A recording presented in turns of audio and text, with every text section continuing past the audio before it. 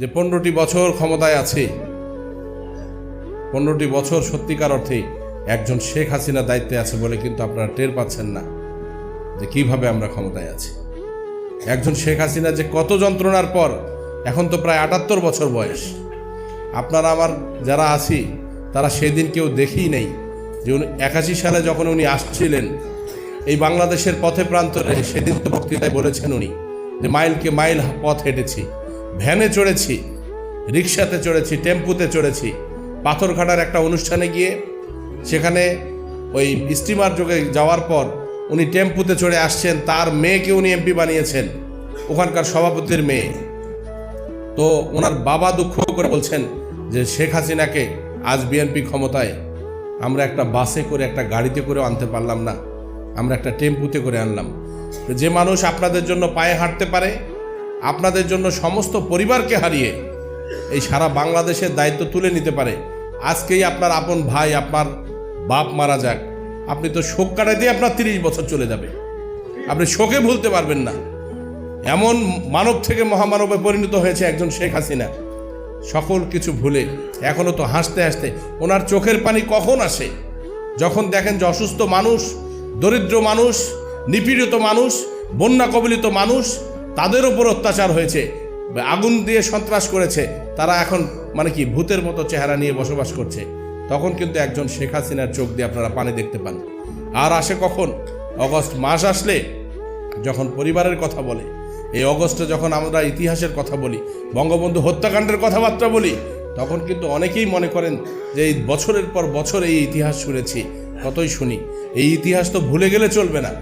বাঙালি আমরা অল্পতেই ভুলে যাই, অল্প কিছুতে ভুলে যাই। বিদ্যুৎ দিছি, ভুলে গেছেন, রাস্তা পাইছেন, ভুলে গেছেন, ব্রিজ পাইছেন, ভুলে গেছেন। এত কিছু বাংলাদেশে হচ্ছে, তারপরেও দেখেন কোনো কিছু বাংলাদেশে যদি হয়, কোনো একটা ঘটনা, তো সবার আগে দোষটা কাকে দেওয়া হয়? কি আওয়ামী লীগ, কি বিএনপি, কি জামাত? এটা মরিচের দাম, এটা পেঁয়াজের দাম, এটা লবণ কি তেলের দাম বাড়ে, সঙ্গে সঙ্গে খালি কোনো কথা নাই, শেখ হাসিনার জন্য দেশটা ধ্বংস হয়ে গেল। একবারও তো বললেন না যে আপনার আমার ঘামের টাকা দিয়ে পদ্মা সেতু নির্মাণ হয়েছে, আপনার আমার ঘামের টাকা দিয়ে আজ প্রাথমিক বিদ্যালয়গুলো যে বাচ্চাগুলো লেখাপড়া করে, তোমার জীবনে কোনো দিন তোরা দেখছেন এত সুন্দর বিল্ডিংও তোমার ছেলেরা পড়ে? তোরা কোনো দিন পড়ে পারছেন? এই বিদ্যুৎ থেকে শুরু করে রাস্তাঘাট যে পয়সাটা খরচ হচ্ছে, এটা তো আপনার আমার টাকা। আজকে থেকে কয়েকদিন আগে যখন দেখলাম 40 টাকা মনেও কেউ বেগুন কিনতেছে না, লাউ রাস্তায় ফেলে দিয়ে গেছে, কপি কেউ কেনছে না, আলু রাস্তায় ফেলে দিয়ে ডলছে। এই তো কয়েকদিন আগেরকার ঘটনা, আমি বগুড়ায় শুনলাম, দেখেন নাই আপনারা? তখন কেউ কথা বললেন না।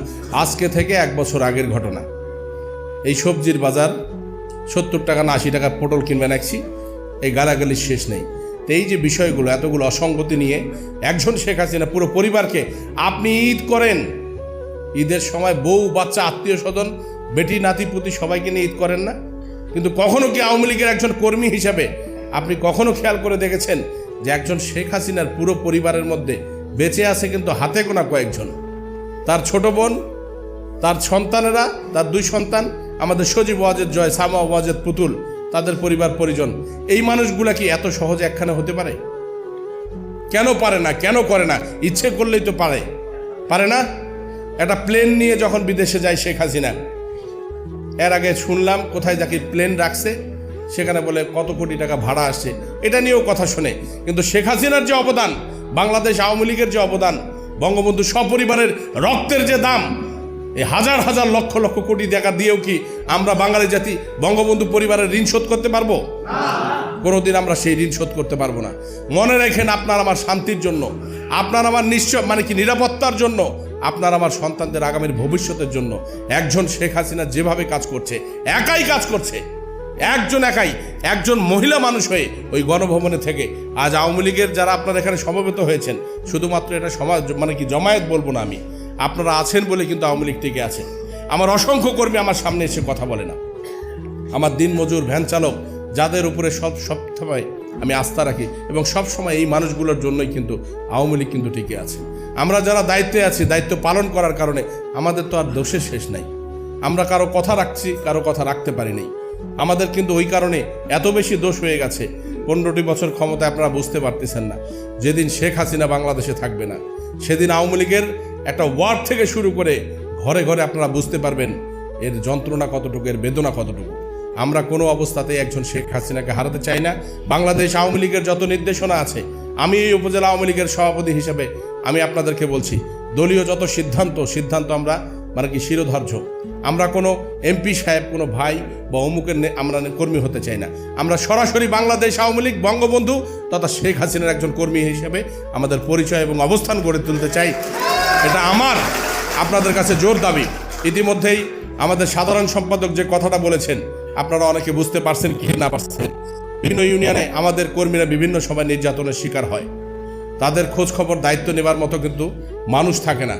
আমার মনে হয় উপজেলা আওয়ামী লীগের বিশেষ করে সেন্ট্রালে নবাবগঞ্জে যারা বসবাস করেন এবং আমার সঙ্গে যারা বেশি সম্পর্ক আছে, তাদের দিয়ে চারজন মানুষকে নিয়ে একটা কমিটি গঠন করে এই সমস্ত নির্যাতন, অসুবিধা, যারা নেতাকর্মীরা অসুবিধায় পড়বে তাদেরকে থানায় সহযোগিতা থেকে শুরু করে চিকিৎসা সেবা এবং অন্যান্য যে বিষয়গুলো আছে সেটা করবার জন্য উনি একটা কমিটির কথা বলেছেন।